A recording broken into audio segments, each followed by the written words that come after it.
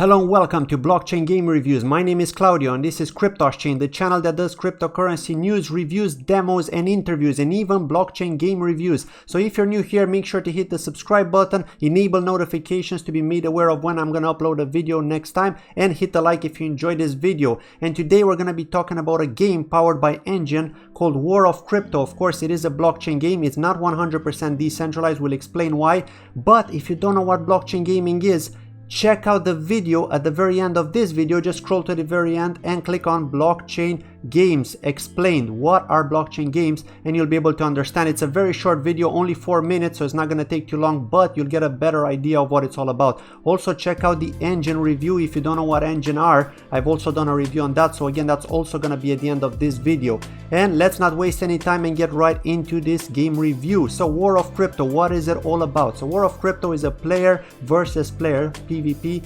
web-based game, and in the future there's going to be a mobile version multiplayer game that features unique, evolvable and tradable heroes.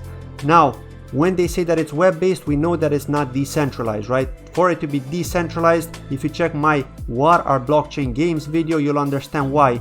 You need them to be in a smart contract. You need to be accessing a downloadable file, not a web, because if you access a web, it's not controlled by you, the player. It's controlled by the centralized entity, okay? That being said, it doesn't mean the game is actually bad, of course, because all the games that you play right now are actually centralized, except this one has a little bit of decentralization in the sense that you've got the freedom to trade your in-game assets with other players, so you don't have to rely on a third party to do so. There is a marketplace and we'll actually talk about that. So like I said, player versus player web-based, what can you actually do? You basically get a hero, and here there's a trader on the channel. You get a hero and you can battle with other players, but each of these heroes that you get can be, of course, grown up. You can increase their stats, you can make them stronger, of course, to be able to win the battles. And of course, if you win battles, you win prizes and so on. So the game concept is pretty cool, right? It's a standard type of game, PvP style game, right? But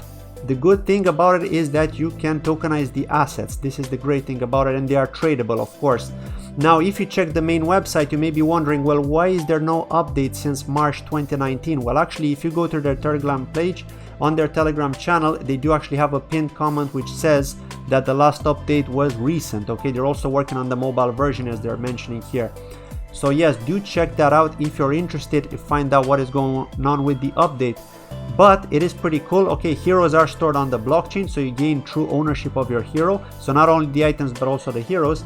And you'll be able to store your hero on the Enjin wallet. So do check out the Enjin wallet. That is very, very much used for games powered by Enjin, of course, right? Because this is the whole purpose of it. And you can trade your hero to a friend or sell to a player on our marketplace, which is coming soon. Okay, so that's the thing right there. And of course, Enjin have announced a marketplace, right? So yes, you'll be able to trade it on there. Let's go to the collecting part. So you may be asking yourself, okay, what if I register? How do I actually collect a hero? So as you progress through the war, you will be able to obtain more heroes towards your collection. This is assuming you already have one, right? But heroes can be obtained from match rewards bought through our shop in the form of crystals. Those are like premium kind of players, right? Premium characters. Traded among players and bought from our marketplace. So they're just reiterating basically from the shop or from the marketplace. Now, of course, the marketplace means that you're buying it from another player. Now, not all are made are the same. Okay, so heroes can be one of 6 rarities in War of Crypto: common, uncommon, rare, epic, legendary, or special. So this is pretty common with games in general, right? You've got these different kind of structures when it comes to power scale, right? Of course, if you have a legendary or a special one, you're going to be pretty strong, right? And I assume that one of the first few players probably got some kind of promotion access or something to be able to get one of these players, because normally the early players get the advantage, right? Unfortunately, it is like that. Not all the games are like that. I'm not saying this game is like that. I haven't personally played it, but just reviewing it and just thinking about, historically speaking, of other games, they're normally kind of like that. Maybe this one isn't. So let me know in the comments if you disagree with me on this topic. Get strategic with hero types, of course. So you've got different types, okay? One may be strong against the other, but weak against something else, right? So this is pretty normal with games. The air, the frost, the mech, the mystic, and so on, nature, and quite a lot of them. Then you've got the types that you can use to your advantage, and here they've got a list, a table of which is strong against which. So this is pretty clearly explained here, so no doubts. War of Crypto's universe, it will be very unlikely for two heroes to be the exact same.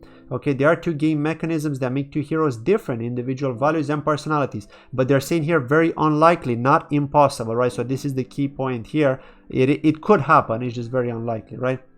Individual values, each of the 5 stats, attack, defense, speed, HP, critical, has an individual value associated with it, right? They've got the critical option. I think that critical attack is very important in games if you want to have more power, because this is kind of motivating players to work towards their critical attacks. The more critical rate you have, or critical chances you have of hitting somebody when you're attacking, then obviously you're going to be more powerful, you'll be able to end the battle quicker and so on, and then get the rewards. So this is pretty important that they've got this kind of feature here, especially me being a fan of MMORPG games. I know how important critical attacks are. So for example, a specific hero's base stats are 100 attack, 100 defense, 100 speed, HP, and critical. A hero A can have total stats of 121 attack, etc, etc, and hero B could have this. Now, once individual stats are applied, these two heroes are completely unique, and one has a slight advantage over the other in the battle arena because of its individual values. And of course it depends on his type, of course, because if one's very powerful but has a type which is weak against the guy who's not so powerful but maybe not so much weaker than it, then of course the guy who's a bit weaker has the advantage most of the time. Not always the case, but most of the time we've seen that with other games, right? And if you're a gamer, you'd probably know that too.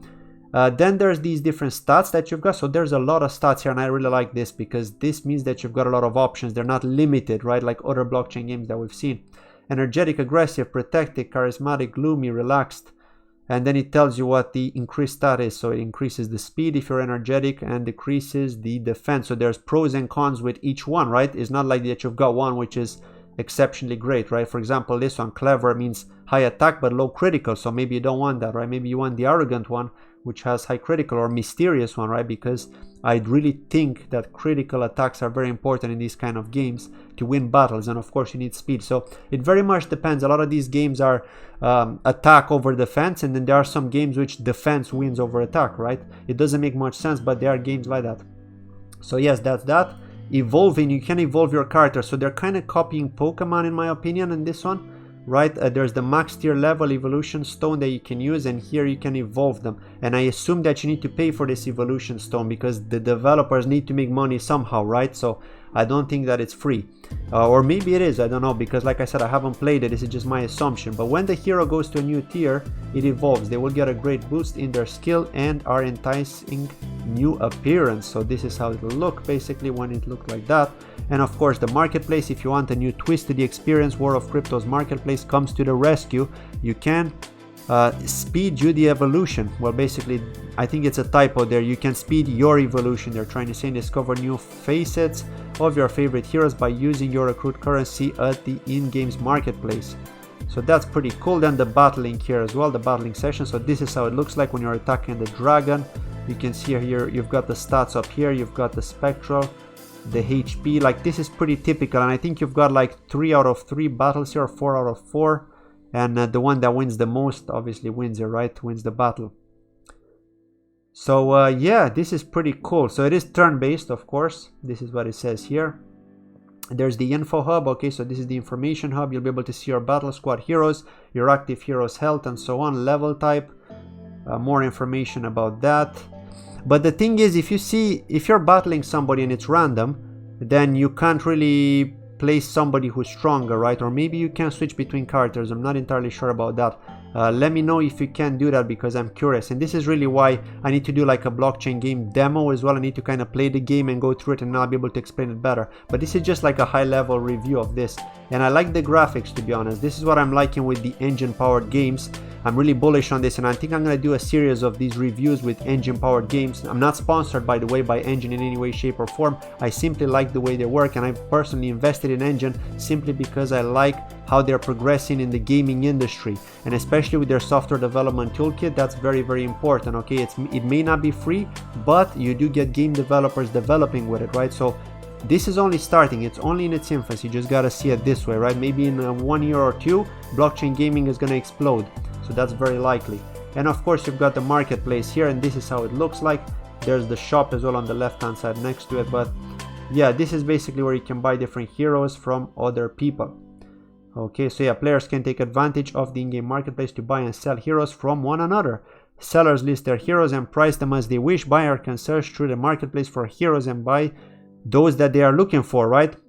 So when a purchase happens, the new hero will automatically show in the buyer's collection ready to use, and you can really get strategic and plan your perfect team. And of course, you can withdraw these heroes to your wallet. If you use the Enjin wallet, you've got a specific token, which means that it's an NFT, right? Non-fungible token. So you can withdraw that hero to your wallet and you have control of that hero, right, to yourself.